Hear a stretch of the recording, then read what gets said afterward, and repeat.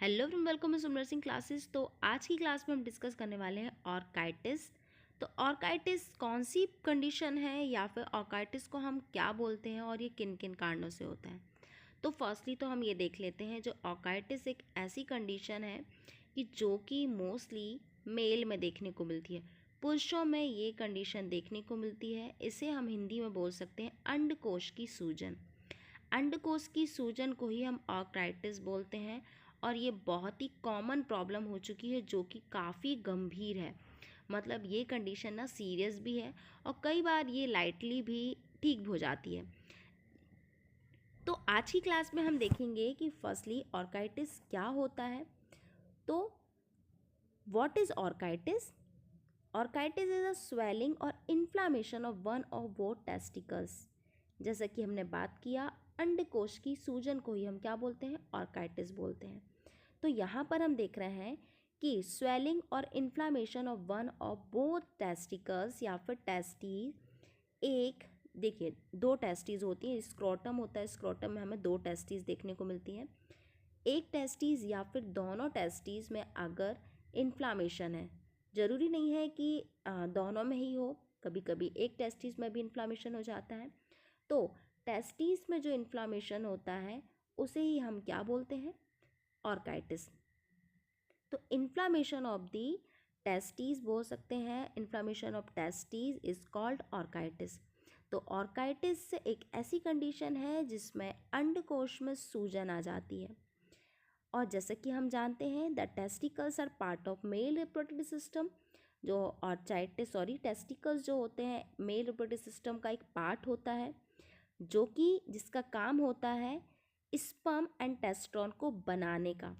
तो जो टेस्टिस होती हैं, टेस्टिस का काम है पुरुषों में स्पर्म और टेस्ट्रॉन बनाने का काम करता है। स्पर्म के बारे में हम जानते ही हैं।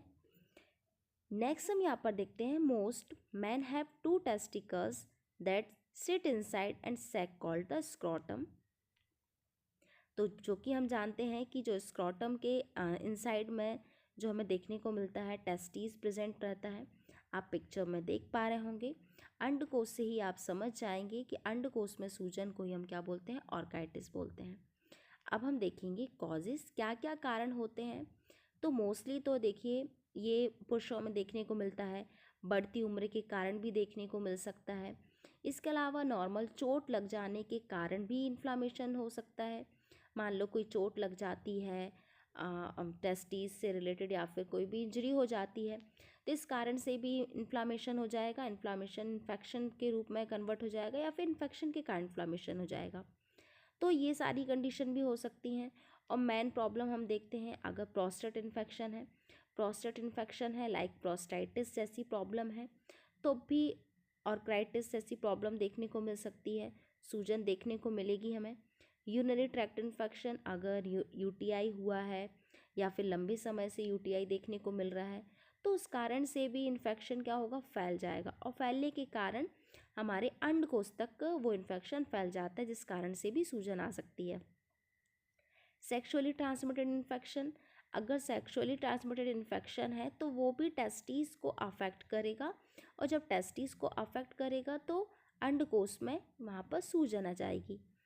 Multiple sex partner and unprotected sex, अगर मल्टीपल सेक्स पार्टनर का यूज़ कर रहे हैं, मल्टीपल पार्टनर के साथ सेक्स किया जा रहा है, या फिर अनप्रोटेक्टेड सेक्स किया जा रहा है विदाउट किसी प्रोटेक्शन के, तो उससे भी एसटीडी होने के चांस रहते हैं। इन्फेक्शन एक दूसरे से क्रॉस होने के चांस रहते हैं, जिससे भी यूटीआई के साथ साथ एसटीडी के साथ साथ आपको ये कंडीशन भी देखने को मिल सकती है, ऑर्काइटिस जैसी। नेक्स्ट हम देखते हैं प्रीवियस एपिसोड ऑफ एपिडिडाइमाइटिस। तो एपिडिडाइमाइटिस मैं आपको नेक्स्ट वीडियो में बताऊंगी कि ये क्या होता है।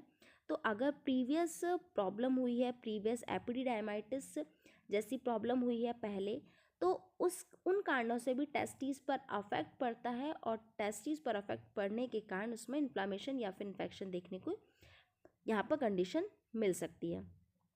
नेक्स्ट देखते हैं long term use of a folic catheter. अगर मेल में लंबे समय से कैथेटर डला हुआ है, किसी भी कारण से कैथेटर अगर लॉन्ग समय से डला हुआ है, तो लंबे समय से वहाँ पर कैथेटर डलने के कारण भी, कैथेटर इंसर्ट होने के कारण भी वहाँ पर इन्फेक्शन फैल जाता है, यूटीआई होता है और इस कारण से टेस्टिस पर भी अफेक्ट पड़ता है। इसके कारण हम यहाँ पर देखते हैं नेक्स्ट, तो हम ये तो हमारे हो जाते हैं कॉजेस, तो ये बैक्टीरियल वायरल इन्फेक्शन के कारण भी हो सकता है। और इसके अलावा मम्स वायरस जो होता है, मम्स, स्मॉल पॉक्स, इन वायरस के कारण भी ऑर्काइटिस जैसी प्रॉब्लम देखने को मिल सकती है। तो मम्स वायरस भी अगर कभी आ जाता है तो मम्स वायरस भी एक कारण के अंदर आ जाता है ऑर्काइटिस होने के लिए। अब बात करते हैं कि सिम्टम्स क्या क्या होते हैं, क्या लक्षण देखने को मिलेंगे, कैसे पता करेंगे अपन कि अंडकोश में सूजन आई है। तो कुछ कॉमन सिम्टम की बात करेंगे, कुछ कॉमन लक्षण की बात करेंगे कि किन किन लक्षणों को देखकर हम पता लगाया जा सकता है कि अंडकोश में सूजन है। तो फर्स्टली तो देखिए, अगर कॉमनली बात की जाए तो स्वेलिंग देखने को मिलेगी टेस्टिस में, हमें विजिबल ही होगा, जैसे कि विजुअल स्वेलिंग और टेस्टिकल्स और टेस्टिस, तो जो भी टेस्टिस होंगी तो वो हमें विजुअल होंगी, सूजी हुई देखने को मिलेंगी, हैवी देखने को मिलेंगी। तो हम विजुलाइज भी कर सकते हैं, देख कर ही पता कर सकते हैं। एक सिम्टम तो ये हो जाता है। इसके अलावा हेमेटोस्पर्मिया, हेमेटोस्पर्मिया इसका मीनिंग होता है ब्लड इन दी सीमेन, सीमेन में, क्योंकि देखो सीमेन तो हमारा टेस्टिस में ही बनता है, और टेस्टिस में जब इन्फेक्शन है, इन्फ्लामेशन है, तो सीमेन में ब्लड आने की संभावना बढ़ जाती है। तो अगर सीमेन के साथ ब्लड आ रहा है या फिर ब्लड इन द ब्लड, सीमेन में ब्लड देखने को मिल रहा है, तो ये लक्षण क्रिएट होता है कि टेस्टिस से रिलेटेड कोई प्रॉब्लम है। तो ये हम ऑर्काइटिस के सिम्टम्स देखने को मिल जाते हैं।